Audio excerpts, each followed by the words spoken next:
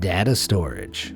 We couldn't always rely on the digital realm to store everything from photos to messages. Data storage originated in the textile industry during the 18th century, when punch cards were used to record series of instructions from mechanical equipment like jacquard looms. These paper cards were later used to input data by hand punching holes and feeding them into a card reader, which converted specific sequences into digital information. Holes punched on each column would represent number of characters in a standard binary code, and entire programs could be represented as long as the stack of punch cards remained in order. By the 1960s, punch card methods were far less common, and in 1956, IBM also debuted the world's first hard disk drive.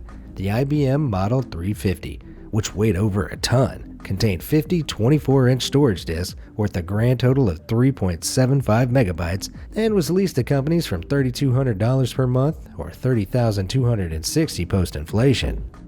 A decade later, this hulking machine was superseded by a new age of data storage, the floppy disk. These thin, flexible disks arrived in 1971 in 8-inch form, and later in 5 1/4 inches and 3.5 inches, and were written and read using a floppy disk drive. The original 8-inch floppy disk had a storage capacity of about 80 kilobytes, meaning you'd now need about 50 disks to store one 4-minute song worth an average of 4 megabytes. But by 1986, IBM introduced the 3.5-inch version capable of 1.44 megabytes. 1999 saw the arrival of the impressive and super compact SD memory card from SanDisk, Matsushita, and Toshiba.